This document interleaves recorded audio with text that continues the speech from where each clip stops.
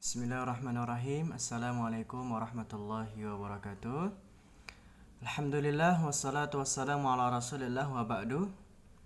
Baik, jemaah sekalian, kita lanjutkan latihan menerjemahkan surat Al-Jin di ayat yang pertama. Dan sebelumnya marilah kita baca doa belajar terlebih dahulu. Rabbi zidni ilma warzuqni fahma. Amin. Baik, kita artikan perkata di ayat yang pertama surat Al-Jin.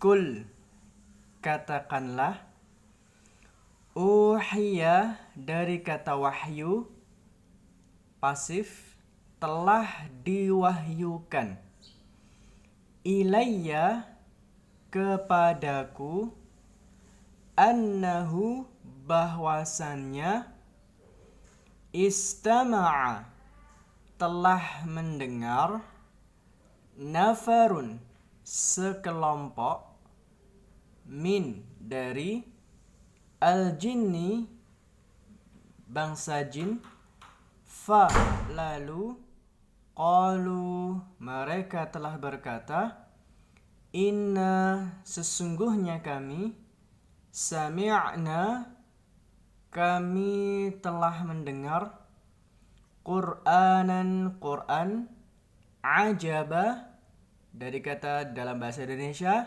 ajaib, ya. Yahdi, memberi hidayah, ila, kepada, ar-rusydi, jalan yang benar. Fa, lalu, amanna, kami telah beriman, bihi, kepadanya, wa, dan, lan, tidak akan, nusyrika, kami berbuat syirik atau kami menyekutukan, bi, dengan, Rabbina, Tuhan kami, ahada, sesuatu pun. Wa, dan, annahu, bahwasannya, ta'ala, dari kata al-ali, maha tinggi, jaddu, keagungan, Rabbina, Tuhan kami, ma, tidak, ittakhada, mengambil atau menjadikan, sahibah, dari kata sahib, sahabat, teman, dalam hal ini adalah istri atau pasangan. Wa, dan, la, tidak, walada, anak. Wa annahu, dan bahwasanya, kana, dia, yaqulu, berkata, safihuna, safih itu artinya orang yang bodoh. Na, kami, safihuna, orang yang bodoh di antara kami.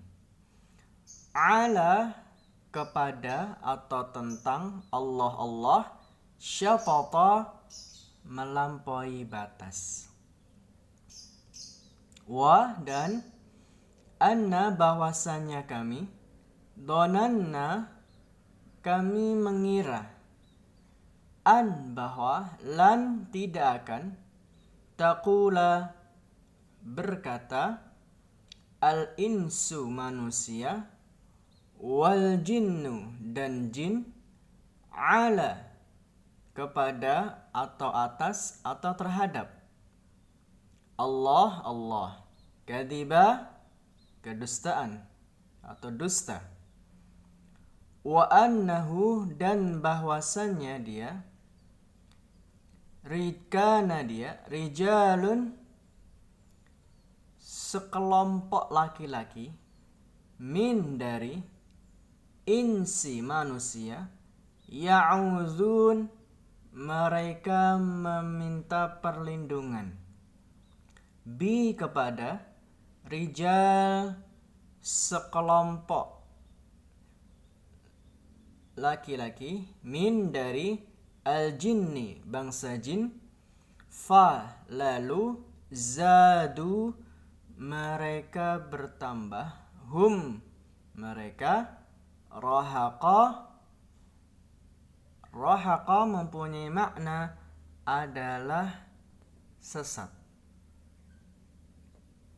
Baik, sekarang kita akan mengartikan per kalimat di surat Al-Jin mulai dari ayat yang pertama. Saya bacakan, silakan diikuti. Bismillahi, dengan nama Allah, Ar-Rahmanir-Rahim, Maha Pengasih, Maha Penyayang. Qul uhiya ilayya, katakanlah telah diwahyukan kepadaku, annahu istama'a nafarum minal jinni, bahwasanya sekelompok dari bangsa jin telah mendengar. Faqalu inna sami'na, lalu mereka telah berkata, sesungguhnya kami telah mendengar Qur'anan ajaba, Qur'an yang ajaib atau Qur'an yang menakjubkan. Yahdi ila rusydi, yang memberi hidayah kepada jalan yang benar. Fa'amanna bih, lalu kami telah beriman kepadanya.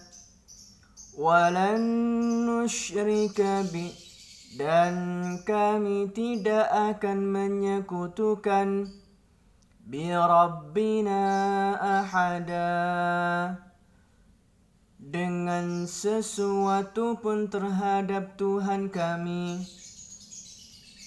Wa annahu ta'ala jaddu rabbina, dan bahwasanya Dia maha tinggi keagungan Tuhan kami. Mattakhadha sahibatan wala walada, Dia tidak mengambil pasangan dan tidak pula anak.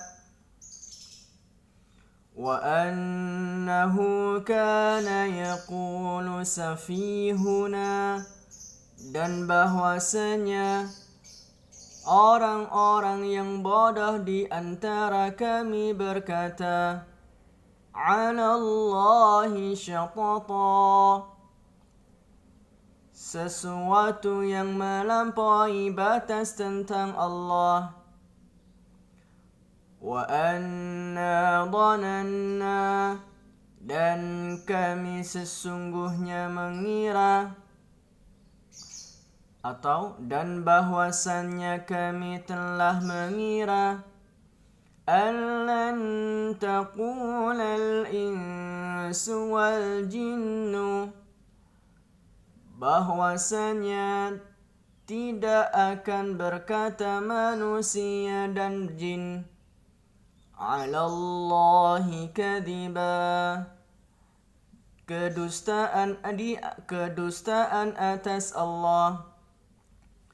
Wa annahu kana rijalun minal insi, dan bahwasanya sekelompok laki-laki dari manusia, ya'uduna birijalin minal jinni, mereka meminta perlindungan dengan sekelompok dari bangsa jin.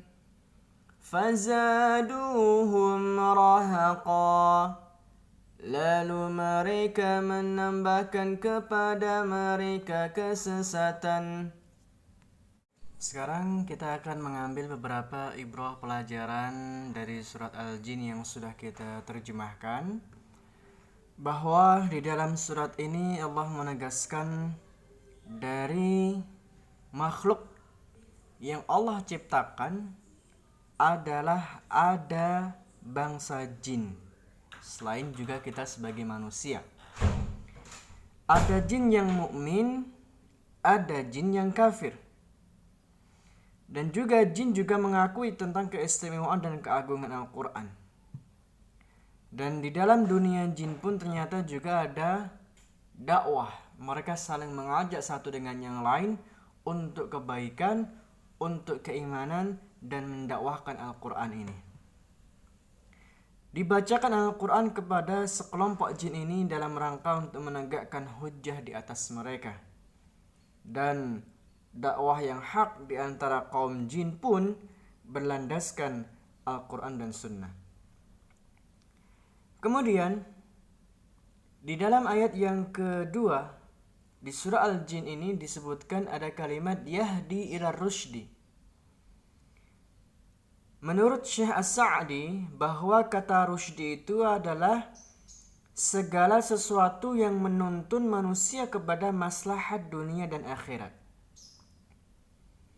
Kata ar-rusydu dan al-huda adalah dua istilah yang sama jika digunakan sendirian. Namun jika digunakan dalam satu tempat, al-huda artinya ilmu yang benar, lawannya adalah dhalalah yaitu ilmu yang sesat, sedangkan ar-rusydi artinya amal yang benar, lawannya adalah al-ghay yaitu amal keburukan. Nah, huruf fa di dalam ayat yang disebutkan fa'amanna adalah lalu kami beriman. Maknanya adalah para jin yang beriman tersebut menegaskan bahwa Al-Quran adalah sebab mereka menjadi beriman. Dan inilah cara beragama yang benar. Mengimani sesuatu karena dalil, mengamalkan sesuatu karena dalil, bukan karena ikut-ikutan, taklid buta, atau karena kebetulan sesuai dengan apa yang diinginkan. Dan iman yang didasari atas dalillah yang menjadikan dia kokoh. Bahkan iman yang kokoh ini membuahkan berbagai macam kebaikan agama lainnya. Sebaliknya, iman yang hanya didasari oleh ikut-ikutan atau fanatik buta adalah iman yang lemah dan tidak akan membuahkan kebaikan bagi kondisi agamanya. Maka di dalam ayat berikutnya disebutkan walan nusyrika bi rabbina ahada, dan Islam yang sempurna tidak cukup menetapkan keimanan, namun juga wajib mengingkari kesyirikan, dan inilah potret iman yang kokoh hasil dari pendidikan Al-Quran. Kemudian Allah menyebutkan wa annahu ta'ala jadu rabbina, dan bahwasanya maha tinggi Allah dan kebesarannya. Dia tidak beristri dan juga tidak pula beranak. Dari faedah ayat ini menyebutkan bahwa para jin mengakui kesempurnaan zat Allah, dan mereka seolah-olah membantah para hamba yang mengklaim bahwa Allah memiliki istri dan Allah memiliki anak. Dan memiliki istri dan anak adalah sifat kekurang sempurnaan, karena menunjukkan adanya kebutuhan terhadap entitas lain. Padahal Allah adalah Al-Ghani, Allah yang maha kaya, sehingga dia tidak butuh yang lainnya. Di ayat yang keempat, Allah menyebutkan bahwa orang yang kurang akal, orang yang bodoh di antara kami dahulu mengatakan perkataan yang melampaui batas terhadap Allah. Kata syatata dalam ayat ini menyebutkan bahwa maksudnya perkataan yang jauh dari kebenaran dan melampaui batas. Maka perkataan yang demikian terhadap Allah tentu hanya dikatakan oleh orang-orang yang bodoh atau kurang akal, walaupun ia dianggap terhormat atau pandai oleh kaumnya. Kemudian di ayat yang kelima, dan sesungguhnya kami mengira bahwa manusia dan jin sekali-kali tidak akan mengatakan perkataan yang dusta terhadap Allah. Menurut Syekh As-Sa'di, dia berkata maksudnya para jin tersebut mengatakan dahulu kami tertipu oleh orang-orang yang terpandang di kalangan jin dan manusia. Kami berprasangka baik kepada mereka. Kami mengira mereka tidak mungkin berkata bohong tentang Allah. Berkata dusta tentang Allah atau berkeyakinan tentang Allah tanpa dasar adalah hal yang secara naluriah dianggap perkara yang tercela. Apapun dan apa yang terjadi pada para jin itu sungguh terjadi juga pada manusia sampai di zaman ini. Betapa banyak orang yang dalam beragama hanya taklid buta kepada tokoh-tokoh, kepada entah itu kiai, ajengan, cendekiawan, dan sebagainya. Mereka menjalani hal-hal yang bertentangan dengan syariat Islam dengan dari sekedar berprasangka bahwa tokoh-tokoh mereka itu tidak akan salah, tidak akan keliru, dan bahkan tidak akan berdusta. Maka cara mendakwai orang yang sudah taklid buta adalah dengan mengenalkannya kepada Al-Quran dan Sunnah, sebagaimana para jin ini bertaubat dari taklid buta karena Al-Quran. Kemudian di ayat yang terakhir yang tadi kita terjemahkan, ayat yang ke-6, bahwasanya ada di antara manusia yang meminta perlindungan kepada bangsa jin. Maka meminta bantuan jin adalah perbuatan yang sangat-sangat dilarang di dalam Islam. Dan juga As-Sa'di beliau menjelaskan kata fazaduhum rahaqa memiliki dua kemungkinan. Kemungkinan yang pertama, subjeknya mengacu pada rijalul minal insi dan hum mengacu pada jin. Artinya perbuatan tersebut menambahkan dosa dan keburukan bagi jin yang dimintai bantuan. Dikarenakan jin tersebut akan menjadi sombong, merasa dirinya hebat, dan semakin suka memperdaya manusia. Dan kemungkinan yang kedua, fa'ilnya atau subjeknya mengacu pada rijalun minal insi dan hum pada manusia. Artinya perbuatan tersebut menambahkan dosa dan keburukan bagi manusia yang meminta bantuan. Dikarenakan manusia tersebut meminta pertolongan kepada selain Allah, dan ia pun akan menjadi orang yang senantiasa was-was dan takut akan gangguan jin, sehingga akhirnya selalu meminta pertolongan kepada jin ketika menemui sesuatu yang membuatnya khawatir.